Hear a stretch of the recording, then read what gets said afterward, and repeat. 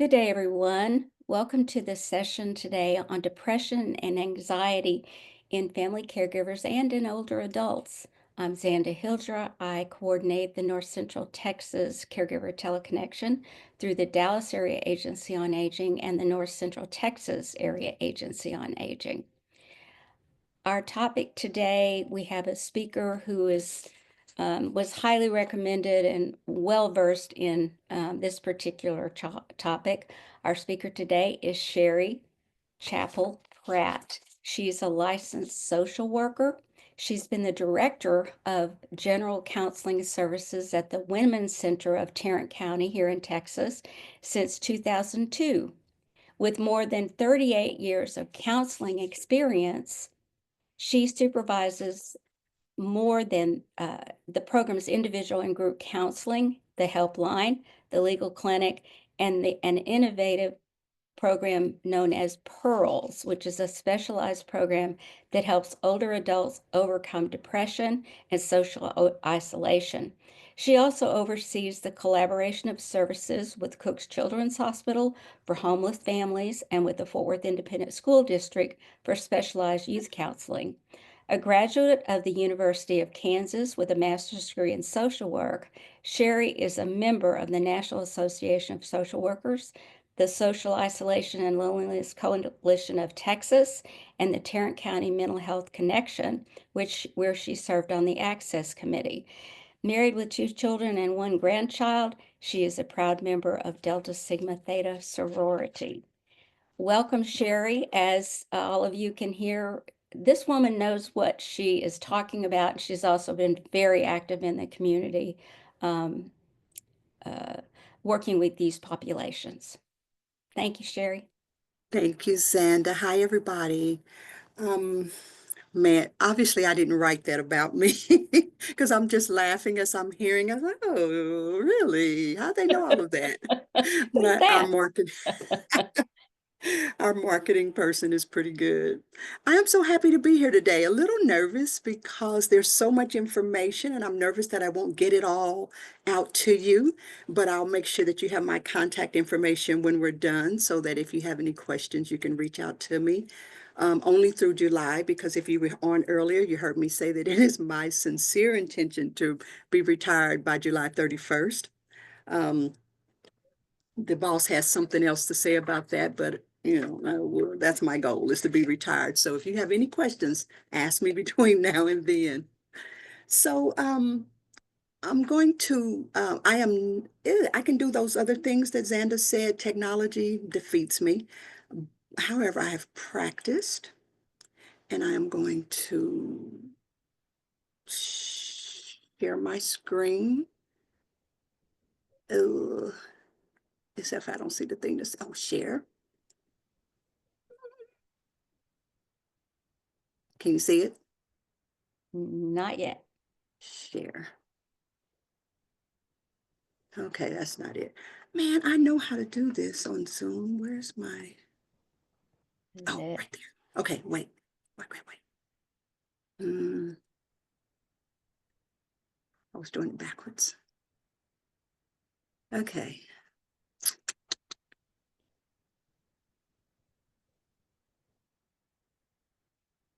So while I am figuring this out, because I had it all laid out and ready to go, let me start with just talking about how this is going to look today. We're going to talk about depression and we're going to talk about depression.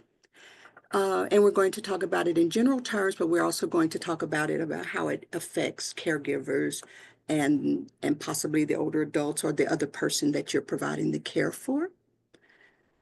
I do not know why I cannot see this, and this is driving me Sherri, crazy. I will Yes. try to share my screen. Okay.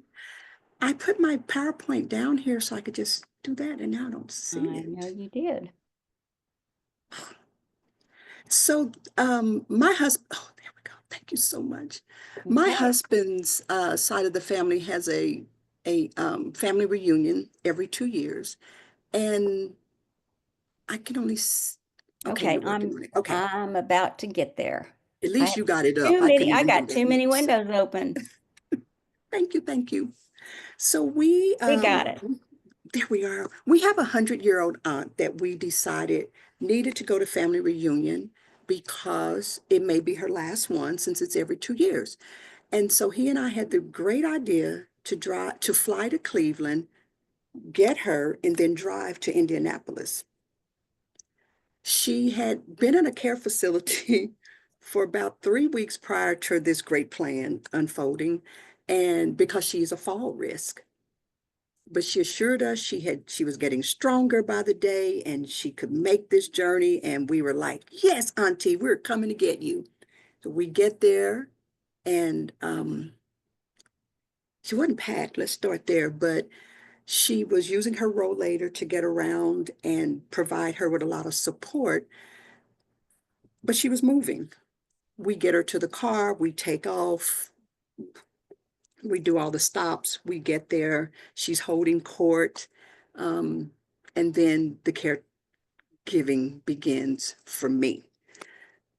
She has her nephews are there, my husband and his brothers. But she calls me little girl, but it was little girl's responsibility to provide everything for her. Y'all, this was only for 4 days, and I was wiped out, like exhausted. Like I couldn't tell if I was coming or going some days. The level of care that she needed is probably less than what some of the people are that you guys are caring for. And so I can't even imagine how exhausted you must be. But all I knew was that when we got back home, that my husband and my brother-in-laws were going to owe me big time because there was no amount of money, or only diamonds and rubies and pearls were going to pay me back for this that I had just done for them. And I love her with all that is within me. And we are now considering, we're going to force her to move because she cannot live independently. And so the question has arisen again, could she live with one of us? And everybody is like, you did so well with her. And I was like, no, yeah, I didn't. I realized that it was not for me, that it was way harder, and that if I didn't love her dearly, there were some days I probably would just turn around and walked out and shut the door and left her in there to fend for herself. Except that I need my license to work, so I really couldn't do that. But I say all that to say that that short period of time uh, confirmed for me that this is a valuable job that probably does not get the accolades that you all deserve for doing it. And so I want to say to you all, you have my utmost respect for what you do. Caregivers, I spent what I'd say about 4 days or so with her. Caregivers on average spend more than 24 hours assisting their loved ones in a week, but that's on average. And so I think probably that stat needs to be updated, in my opinion, because I definitely spent more than 24 hours assisting her in 4 days. But that's what the latest statistic is saying, that caregivers spend an average of more than 24 hours a week assisting their loved ones. And again, while it can be rewarding, you're left feeling vulnerable because you put your own health at risk, and your own well-being are at the bottom of the list. And neglecting your needs can have serious consequences. A report from the Family Caregiver Alliance found that 40 to 70% of caregivers have symptoms of depression. So let's talk about, are you depressed? If I click this, will it, oh, you have to do it. Okay. There you go. Are you depressed? So bad days are normal, you know? You may wake up and you're feeling a little blue, or like you got up on the wrong side of the bed, or like nothing's going right, or I don't really want to move and get about. Those are normal. But if they last longer than 2 weeks, or if the symptoms are severe, then that's when we recommend that you get some intervention. So let's start with some symptoms of depression. Feeling empty, hopeless, run down, little interest in activities you once enjoyed, feeling irritable, having trouble concentrating, some weight loss or gain, maybe some changes in your sleep pattern. Any of those things could be indicative of depression, either mildly in a mild form or very severe. And you're going to see some of this again as we go through. So I did it on purpose so that you can see that there are some symptoms of depression. There are some symptoms of depression with caregiving. There's some symptoms of depression with burnout, so that you can see how important it is that you address it if it arises in you. Okay. So just to run through these really quickly, because you may be saying, I don't know if that's what I'm feeling. When feeling empty, hopeless, or run down, kind of like feeling like things are not going to get better, that you're in this alone, uh, who do you turn to? I have nobody.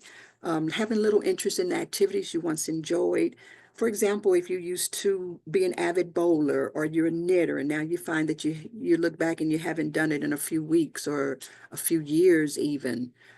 Feelings of irritability, snapping at someone when you didn't really mean to, it just kind of popped out that way.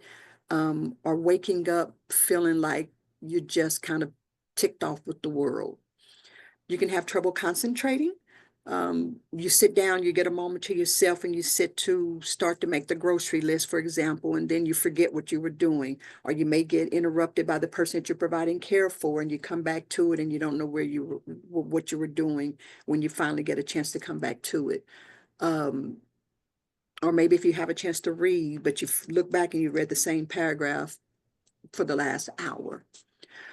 Weight loss or gain, and is a really strong indicator when I have clients who come in and say, that they've gained 40 pounds in the last year. One of the first things I do if they're a woman, I ask them, have they met with their doctor yet, because of going through the change and all the things that associated with that. But I also immediately start to assess for depression as well, because that weight loss or gain is pretty common. And unfortunately, it's usually the gain.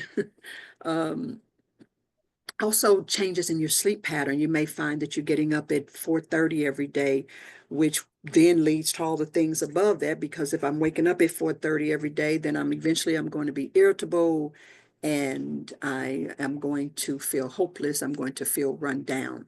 So let's kind of little detail about what that um, about some of those. I'm ready for the next one. Okay. Come on. I'm so sorry that you have to There go we through that. go. There we No go. problem. So let's talk depression now in caregivers. Many caregivers experience depression. So as it says, you're not alone. But depression is a serious condition, but it is treatable. So if you find yourself with any of the things I said before, and then with this slide I've added to that, I want to say to right now, and I'm going to say it throughout, it is okay to ask for some type of intervention, be it med management from your doctor, or um, therapy, and we'll talk more about all of those things.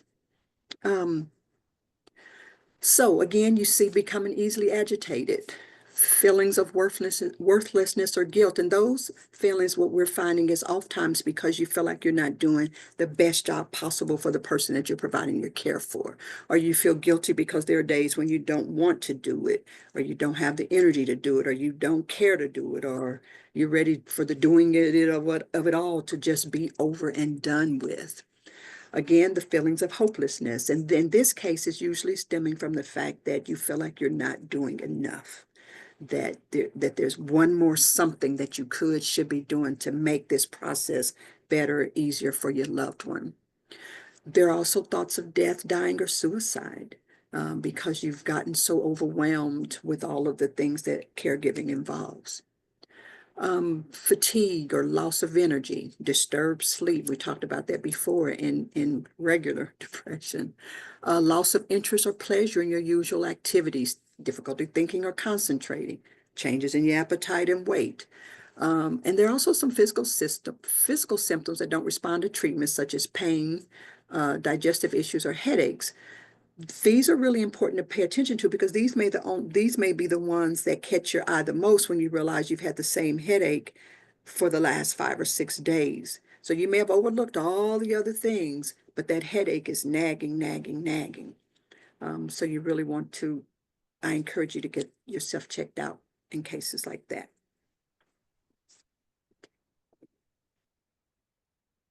Ready? Uh-huh. Yes. Come on. We're having a little technical here. Here we go. There we go. Okay. So I've kind of went, yeah, about the depression and stress, anxiety kind of all clumped in there together. But what do you do? How do you treat them? What do I do next? Okay, Sherry, you've told me all these things. I've identified that I probably have 5 or 6 of them. Now what?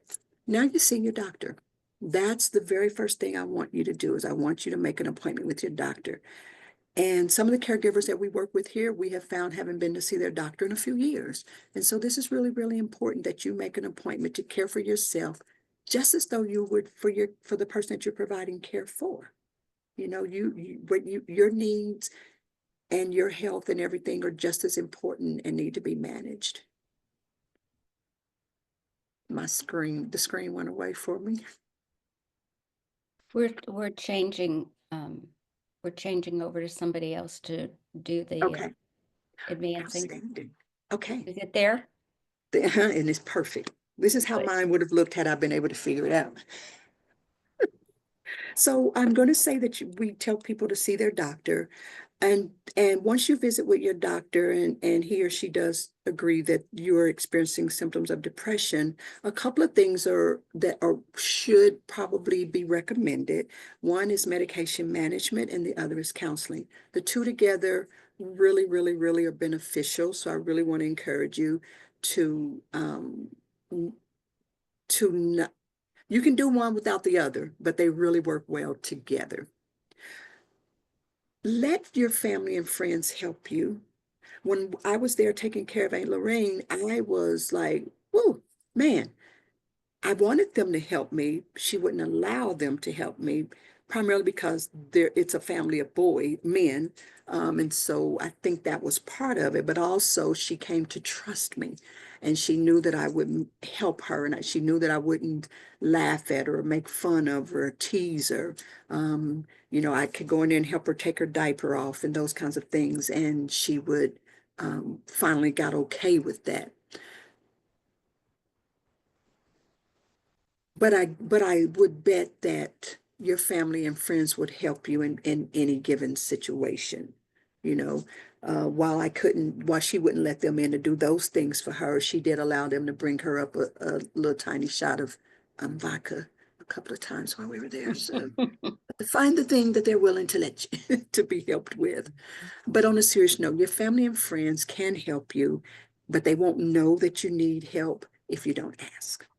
And it is okay to ask. I'm a therapist, so I'm big on journaling. I know there's a thing now called junk journaling. I'm not talking about junk journaling. That's a little different from the journaling that I have my clients do. This journaling is a safe space for you to write, draw, uh, what you're feeling, what you're going through, what you're thinking, what's happening in that moment. Your journal is personal for you, and you can make it as useful for you as possible. I encourage people to keep a journal by the side of their bed because a lot of times we may wake up with thoughts going through our head. And if it's going through our head, it's causing confusion and other problems. Get it out of here, get it on your journal, get it into your journal. You can always go back to it later and see what you've written and follow up with that either on your own or with your therapist. Meditation or yoga. Right now, yoga is really big. There's all kinds of ways to do yoga. Everybody does yoga. You can go online and get free classes even for yoga. There's chair yoga. There's just yoga. So you can find a yoga that is good and helpful and right for you. And you can do it as in addition to your counseling or instead of if that's all that you're able to do at that time. I also want to encourage you to take time for yourself. Our person that we're providing care for does indeed need us, but if we're not our best self, we cannot be there for them. So one of the things that I'm encouraging you right now is to take time for yourself. If you can get 5 minutes to go and sit outside, do it. If you can get a walk in around the block, take it. If somebody can come and sit with your loved one while you go run some errands or go to a movie, or go get your nails done or a haircut or whatever it is. Take time for yourself, and figuring out how to do that feels like one more stressful thing to do. And yet, if you don't do it, chances are good you're not going to be there in your best self for your person that you're providing care for. Focus on what you can do, which is what I was just saying. Set goals that you can reach. We fail ourselves by setting these big, enormous goals. I used to make a goal every year that I'm going to lose 50 pounds by such and such with no clear-cut idea of how to do that. You set your goal that's obtainable, and then you break it down into smaller bites. How do you eat an elephant? One bite at a time. Eat that goal one bite at a time. See some success. That's encouraging, and then you'll want to go on to the next one. And I can talk a lot more about that. Take breaks. Respite care is here. I have found that the caregivers that we work with like the idea of respite care, but not enough to follow through with it. And my dear friend is providing care for her mom who has Parkinson's, and pretty bad at this point. She works full time here with me and goes home and provides care for her mom. They were able to get some respite care a few weeks ago, and when I saw her on Monday, she looked a million times better than she looked in a long time. It took some finagling and some figuring out and some doing, but they made it happen. They did some fun events with friends. They slept in. Um, if you can and are willing, take a look at respite care. It could really, really, really be so beneficial. You want to also eat healthy and stay active. Um, I know that eating healthy can be hard to do when you're busy, and it's easy to reach over and grab the whatever. Um, but I just want to encourage you that if you think about when you go to eat something, is it fueling your body? Is it fueling your mind? Is it going to give you the strength and the energy that you need to keep doing this very tough job that you're doing? And then the staying active.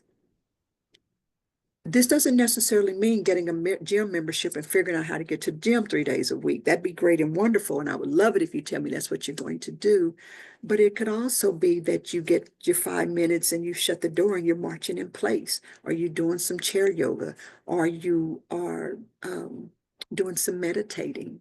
You know, any of those things is good. It's a good start until you can get up to those 3 days a week in the gym.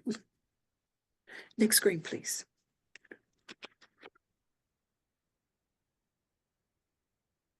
So here's some points about why caregiving can lead to depression.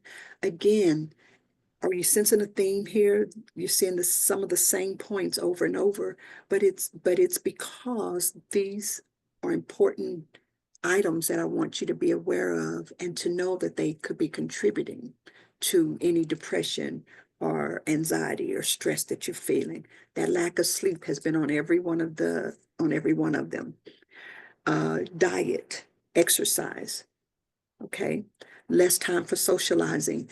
I think sometimes we have very active social lives, maybe, and you were used to playing spades or bridge or something with your friends, every Friday night, and now you have gone from that to never even seeing those friends.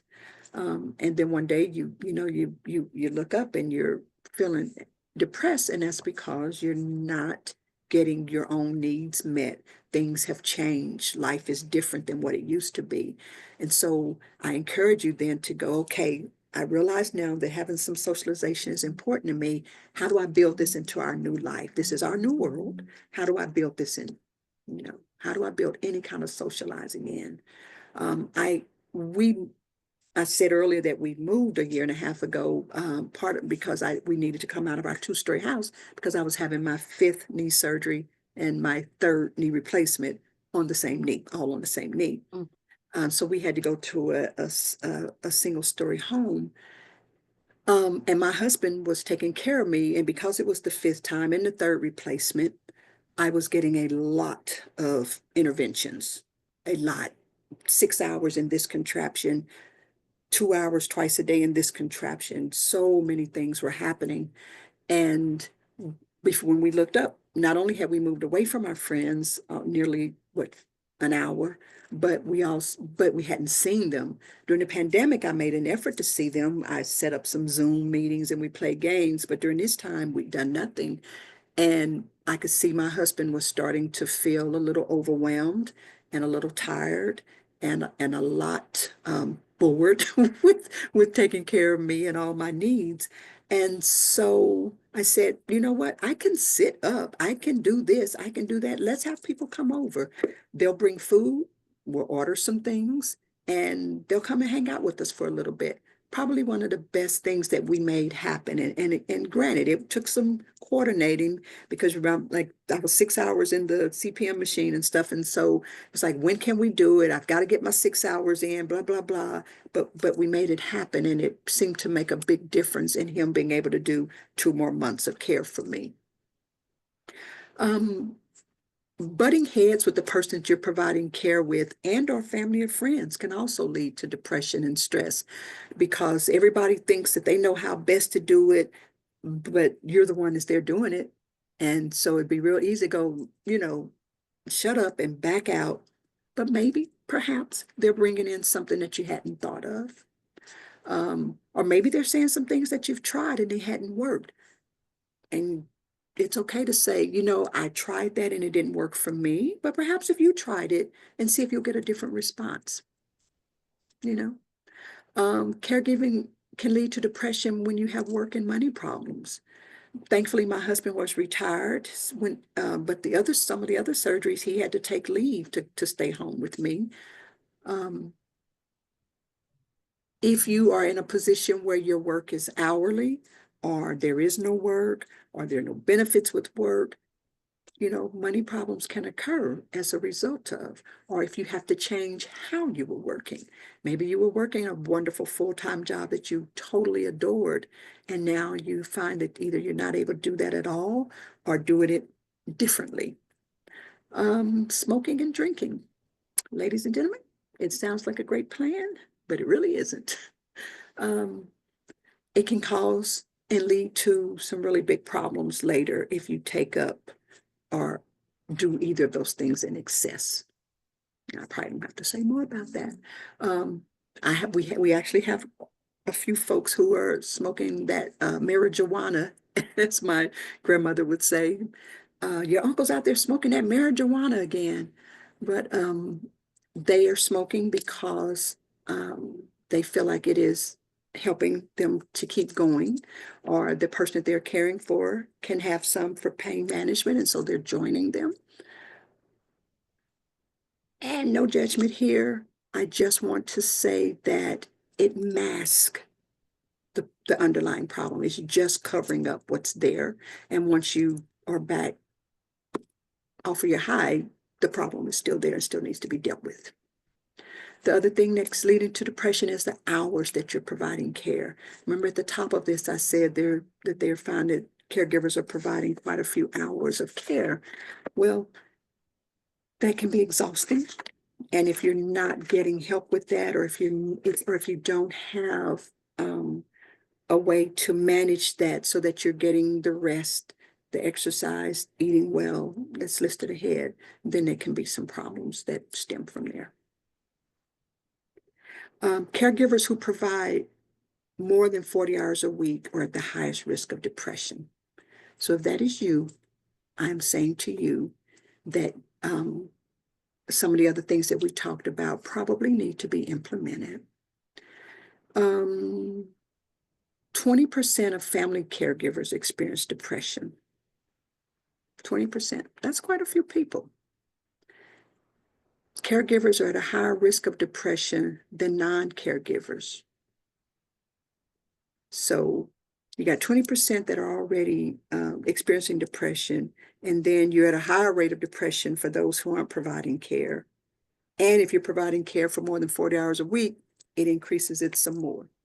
See how that's kind of piling on and why that could really lead to some serious problems. Okay, next slide. Oh, do you want me to stop for questions? Or are we good? We're good. We're good. Okay. So this is about caregiver burnout, but it's also, i.e., stress. So it's generally brought on by mental, emotional, and physical exhaustion, which I suspect many caregivers can say, yep, that's me.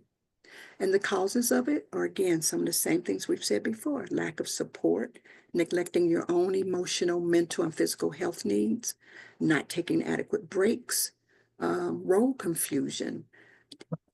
This is one thing that I've talked to my dear friend about, is separating the caregiver role from other roles, because she is the daughter and also the caregiver. So she wants to be parented still, but also she is parenting. And her mom is not always talking and treating her as the loving child that she is, because of her own illness. It's just nothing personal, but trying to separate those two things when they are in pain, or they're scared or overwhelmed, or they don't know what's happening to them. Uh, and so sometimes they may say or do things that they would normally do. The demands can be overwhelming. There's unrealistic expectations of what caregiving involves and its results. 4 days, I didn't think it was going to be that hard at all. I thought we would hop in that car, we'd make a stop, we boogie on, we get there. She likes to go to the casinos. I thought, oh, I'll get her to the casino. We'll do the things that she enjoys doing. Yeah, it would take 30 minutes just to get a blouse on.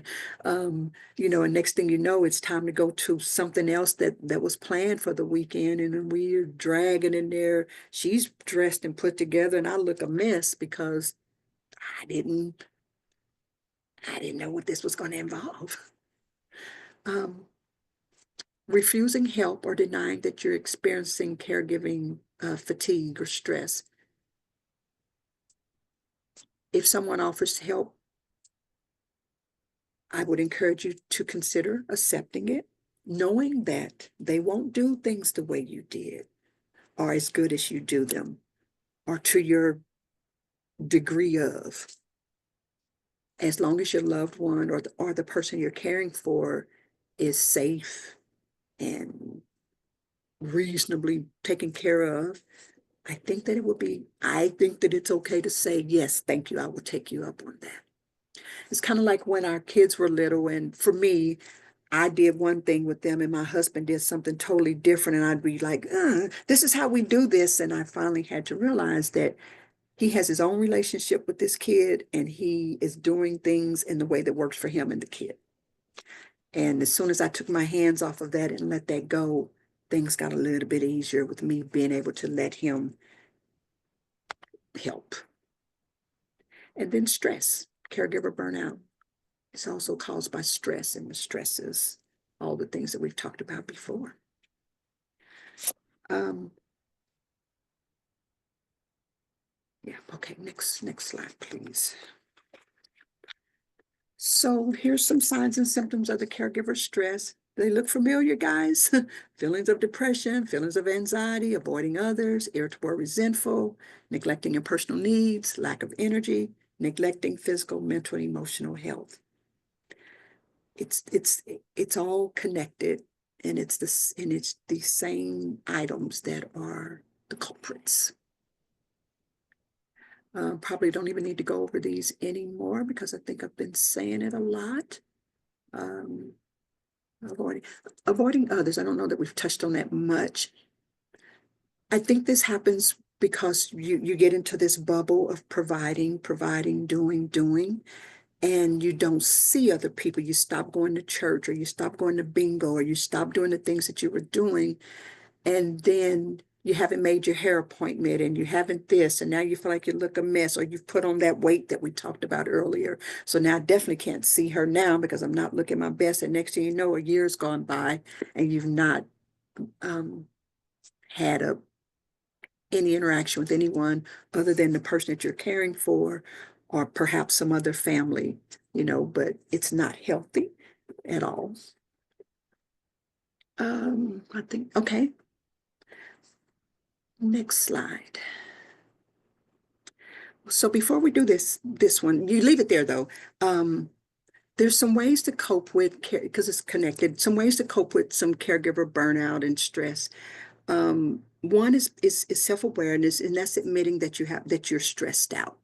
I'm stressed. I need help, and that's the first way that you'll be able to ask for that. And then you want to ask for the help. So you want to be aware that you need help, and you want to ask for help. And then, like we talked about before, getting the support. Um, and the support can come from this group that you guys are in now. Some other caregiver support groups, either online or in person. Um, they're beneficial, as you probably know, because you realize you're not alone. You can say the things that you wouldn't dare say otherwise because you know this person understands 100% what it is that you're going through. Theirs may be different from yours, but they understand that feeling of being overwhelmed, tired, exhausted, not knowing what to do next, fighting with the doctors, trying to get this done, trying to get that done. There's somebody who's been there. And then the other thing is taking care of yourself. It is demanding, but you have to take care of yourself as well. I just cannot stress that enough, that you cannot pour from an empty cup. It's just nearly impossible to do. Um, you want to set some realistic expectations as you're providing care. Know that you won't always receive gratitude for what you're doing, and get to a place where you become where you can accept that. Know that you're going to lose some autonomy. Know that that person that you are caring for feels the same way, that they have a loss of autonomy. They may be irritable. They may have depression as well. And so they may not always say thank you for the work that you're doing. And being realistic about the person that you're providing for, about their condition or illness. Some degenerative illnesses, there's a progression, so you can it kind of allows you to build up to, but sometimes it's not. If there's a sudden injury or something like that, then you're thrust from the person being who they were to suddenly not being who they were. And being realistic about if this is going to get better, or how to manage it, or feelings about it, or what this now entails. What do I need to do? Who's going to help? Where do I go next? So if you that may help you with your feelings of stress and depression, is having some realistic expectations about their condition or illness, and also, like I said, about that you won't always receive gratitude for what you're doing or from people. Seek out support groups. We have some really good resources, the ADRCs, the triple A's. There's some mobile apps, and some web-based services that you can go to look for respite care, or to find, like, their clearinghouse, to find support groups. 211, I send everybody to 211. And if you're in Tarrant County, there's also the Tarrant Cares website. There's also a lovely program, if I may say so myself, called Pearls. It's the program to enhance active and rewarding lives, developed in University of Washington at Seattle. We do have a local Pearls program. Dallas County, I think, still has some Pearls coaches. Um, I believe at our last call that San Antonio and Houston were trying to get their Pearls program up and running. So our local one here, the Women's Center has Pearls, but we're only for Tarrant County. But Pearls is also for caregivers, and it's free of charge. The coach comes to you for 6 to 8 visits, help you set goals around meeting all those things that we talked about before. Like, if your goal is to get out more, and they can help you figure out how to do those things. Lots of other stuff as well. But Pearls can be a good option for you if it's available to you. It's, like, again, it's free of charge, and the coaches come to you. But sometimes we have the clients meet us here at the office or other places, because that can be one of your goals, is to get out of the house. And so if you set a goal to get out for an hour, then meeting your pearls coach somewhere else could be one of those things that you do. Um, you also know about respite care. We mentioned that before. I think I left it off here accidentally.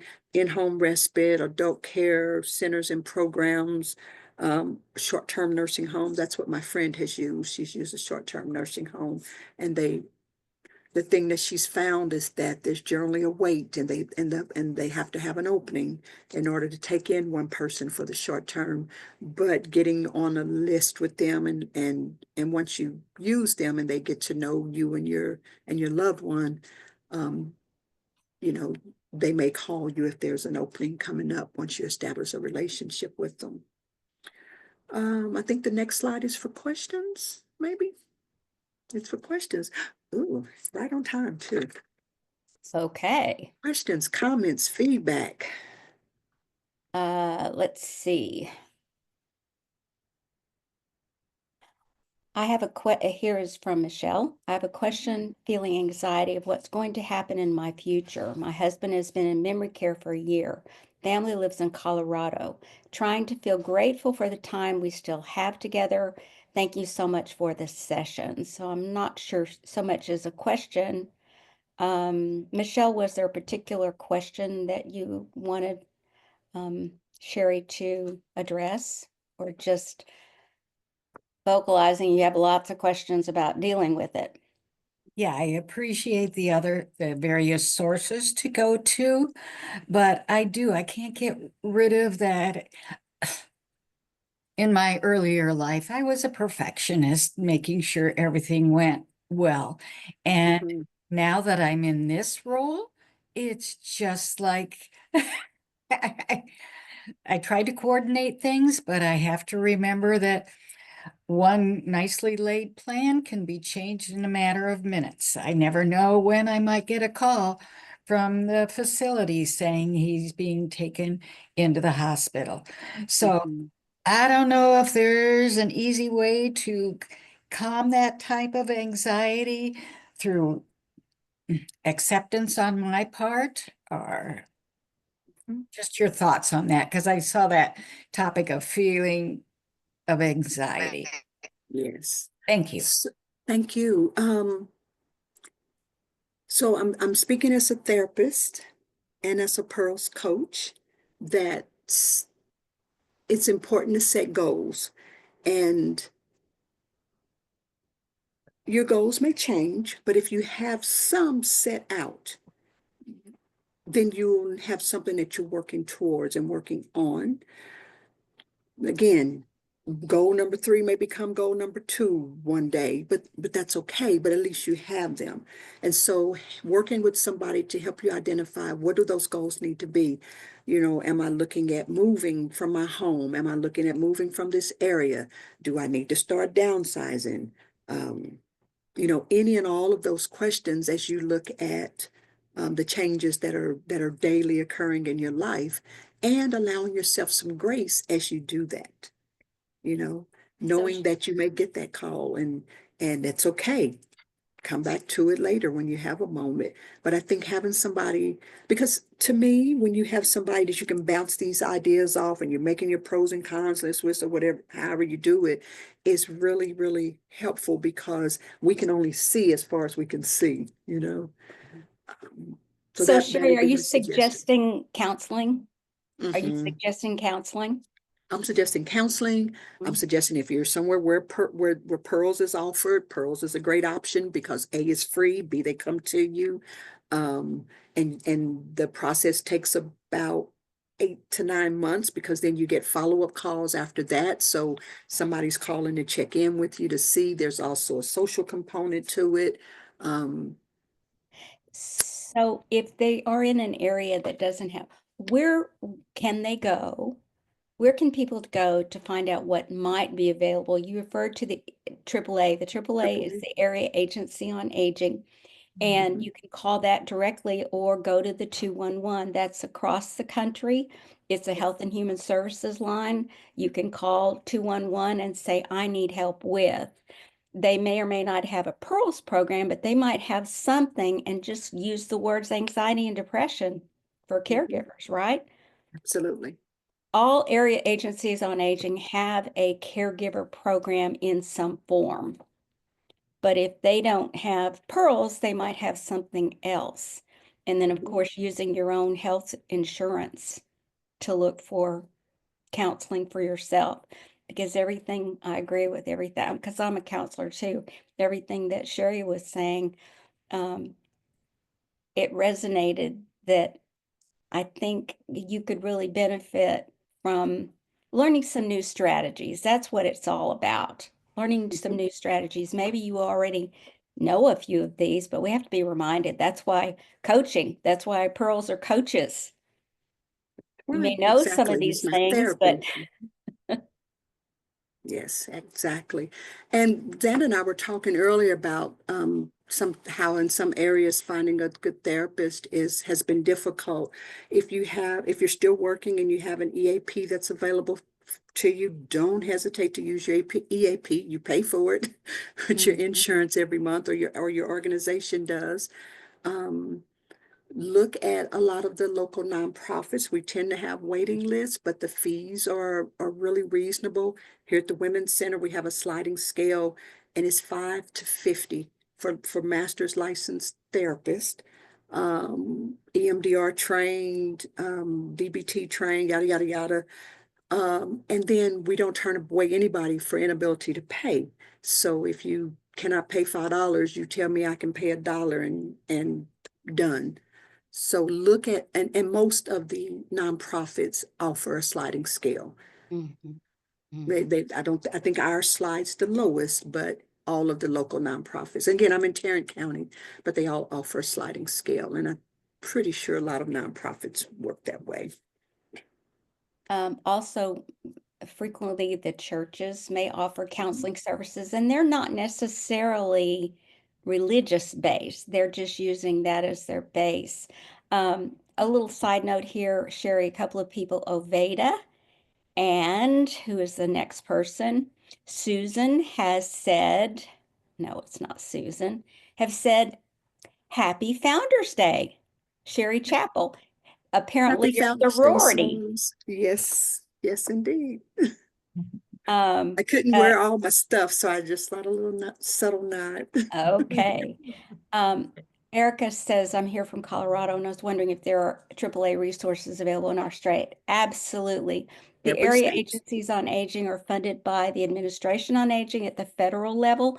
They are federal mandates, and there are certain services in area agencies on aging that have to be provided and in some form or another. And part of that is what's called benefits counseling about Medicare and Social Security, but they will have some form of caregiver program, some more than others. But just do a search in your browser for area agency on aging in your county, or just call 211 because you will be routed. Catherine says she actually has responded that, yes, I work in one in Illinois. AAA is everywhere. I'm going down these now. Alzheimer's Association, absolutely.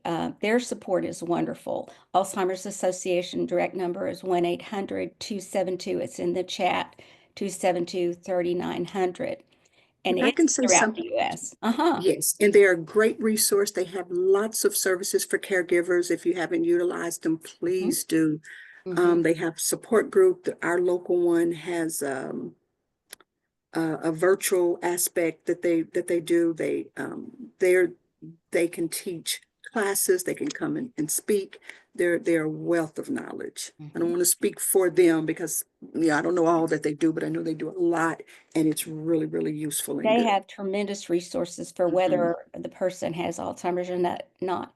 And Minerva, who is our magnificent administrator down in San Antonio, she has offered the direct link. It's to Elder Care ACL. Well, it's in there, but it takes you to a screen where you, again, just type in your where you are, and it will pull up area agencies on aging, probably the Alzheimer's Association.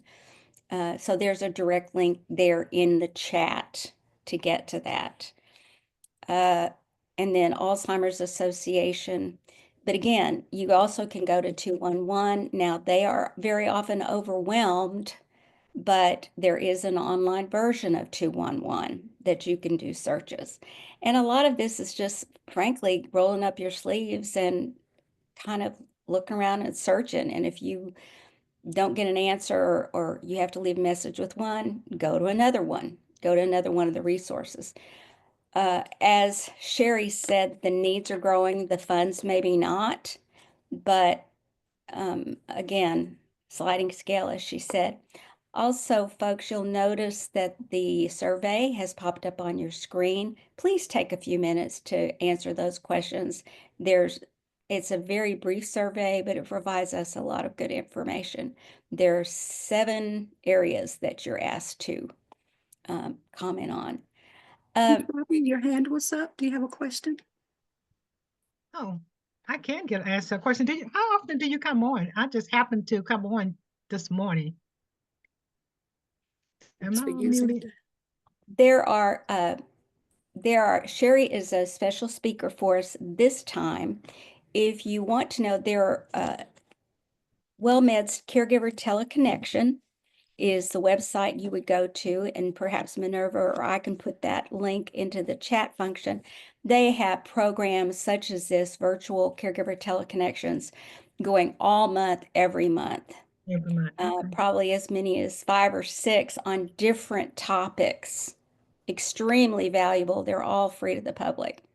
Hopefully Now that we're just helps. talking about this particular topic. You just have Okay, different ones, different this ones. this particular topic, the program that you've just been listening to will be on YouTube within the next couple of days, so you can hear it from the very beginning. Now, will Also, we get just the I'm sorry. PowerPoint? I said, would you send out the Yes, PowerPoint? Oh, yes, that's you will great. get Great. you will get the slides in a PDF form so everybody can download them. You'll get that after the session. Yes, ma'am.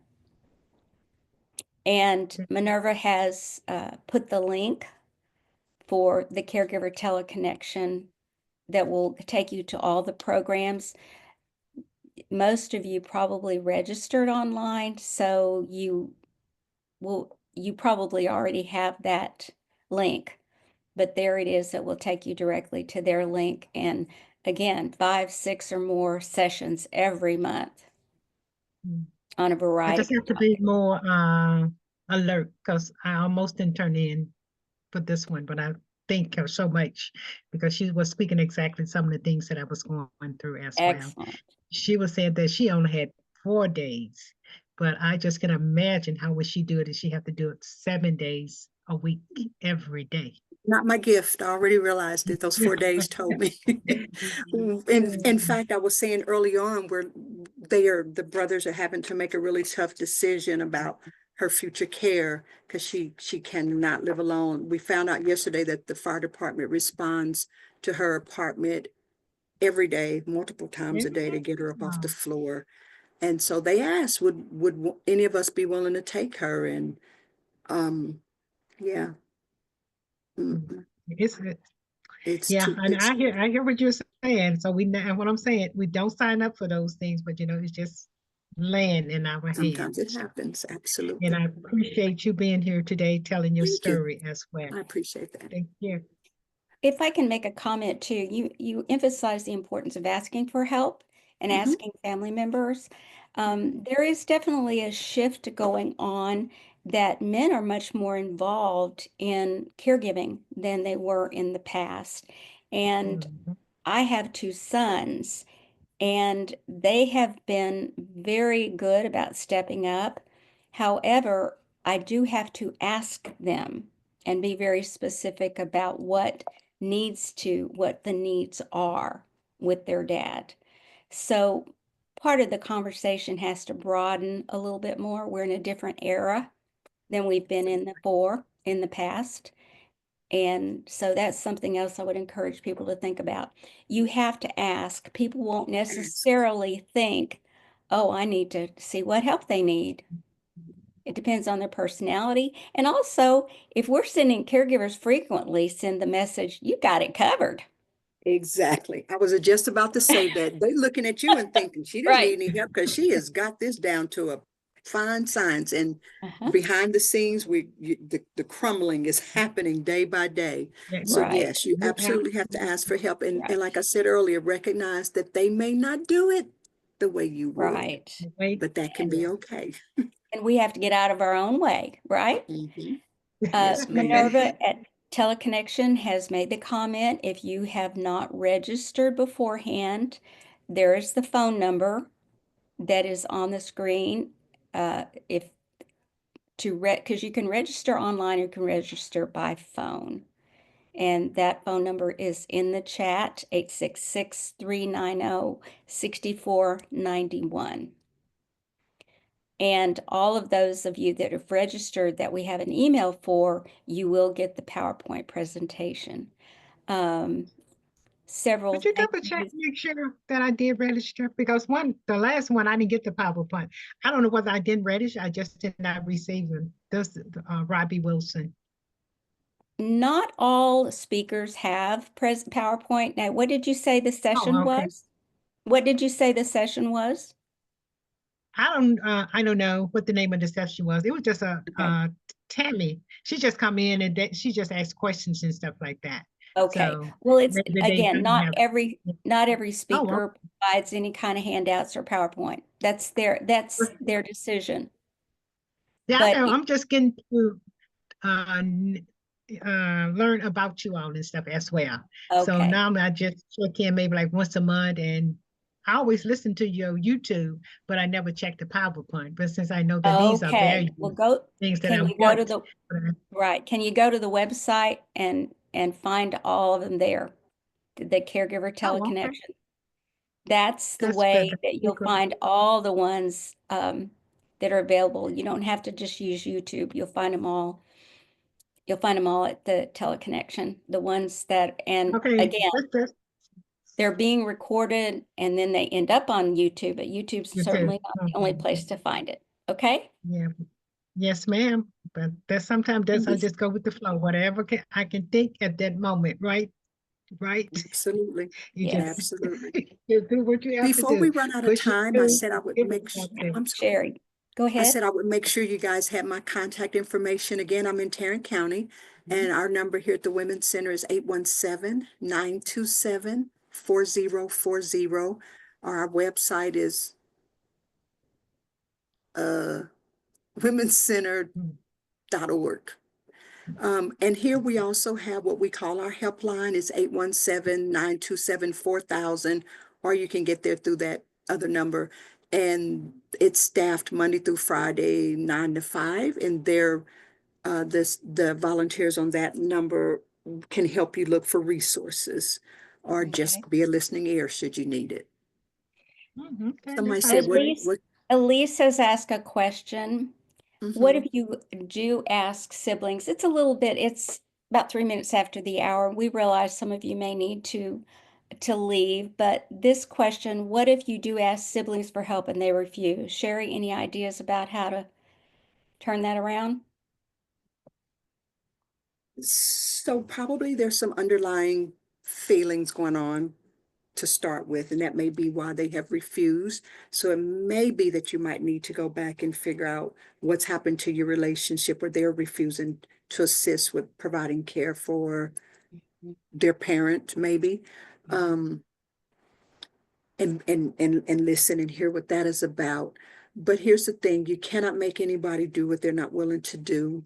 And you also, I wouldn't want someone providing care for my loved one who didn't want to be there and possibly, not, and maybe hurt them. I'm just going to say it. So I think then at that point, you reconcile that that's how this is going to be, and you move on. I'm not from here, I'm from Kansas. So my support, my family, I built here, you know. Mhm. My family is made up of three friends that I met at church, and my dear friend here at work, and we're a source of support for each other, you know. So when your birth family isn't willing to, or is unable to, for whatever reason, Mhm. rock chalk, then you have to then, sorry, I was responding to the chat. You have to then build your family support system from what you have available to you. And may I add to that, having two sons and also being surrounded by siblings, my experience and that of other caregivers I've worked with that have any success with that, you ask them specifically for one or two or three things and give them a choice. I did that with my brother. This, and this needs to happen. I didn't say, will you? I said, which of these can you do? So if you can break it down to specific concrete tasks that you need help with, keeping the ones you know that you need to prioritize, but breaking it down seems to be more successful for more caregivers rather That's than good. I need help. Mhm. Erica Knowles says, go Jayhawks. I don't know if you saw that. I did. I said rock chalk. Funny thing is, Erica, is that I also went to K-State, so So you've got it um, all. I have divided allegiance. I root for K-State during football season and KU during basketball season. Okay, one other question, and then I apparently overlooked this. Can you respond to my 1048 question? Maybe best for mom in assisted living, maybe best for me if she goes into memory care. How do you make that decision? That's a huge question. Yeah. A huge question. And how about this? Well, go ahead. No, go. No, it's 6 minutes after, and again, if people need to leave, we understand. But go ahead, Sherri. My quick and dirty answer to that is pros and cons. You make your list, you make your pros and cons list, and you work it from there. Because Mhm. there's no right or wrong. I can tell you to do it now or do it in, I don't know. It's something that just personal. You have to, who all is everybody that's responsible for her care, I think would have input, and you look at your pros and cons about it all. And you agree keeping the Hmm. neurologist involved in this Yep. journey, and Yep. Yep. sometimes Yep. they have to be the ones to deliver the bad news, Yep. but staying in Yeah, close whoever the contact medical with man them. is. Hmm. Yeah. In terms of our auntie today, one of the brothers is making a call to her doctor so he can start his part. Mhm, They're booking a flight. They're going up. They're going to take her to look at three places, and mhm, she's going to have to pick one of them. mhm. You bring your care team together um, to help you with that decision. And there you go, team. It takes a village, just like with Hmm. kids. Absolutely. Sherri, if you could, in a moment, and that may be too tough of a question, could you summarize to you what are the most important points you made today? Okay. Absolutely. One, take care of yourself. If you don't take care of yourself, you're going to find that you are burnt out, possibly experiencing depression, your body breaking down. We have so many caretakers that in our program who are ill themselves Mhm, because of the stress that their bodies and their emotions have gone through providing care for their loved ones.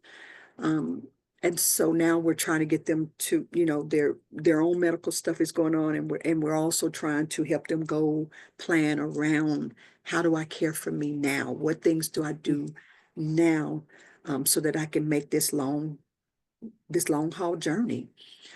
So number one will be to take care of yourself. Number two, get some rest. Listen to your body. Stay in touch with your own medical team. When you need help, ask for it. Ask for it from your doctor. Ask for it from your family and friends. Ask for it from your church, whatever your support system is. And if you don't have a support system, I encourage you to build one. Be it that you join a support group, whether it's about this topic or about or a support group around any other topic. But a support group can be very, very helpful as well. If you feel like you have any of those symptoms of depression, reach out for help. Reach out for help. We want you here for the long term. That will be how it's. Okay, it's a good way to end. Thank you so much for your time and all the effort you put into putting this together. I know you were struggling with cutting it down to an hour or 45 minutes of information, so we really appreciate it.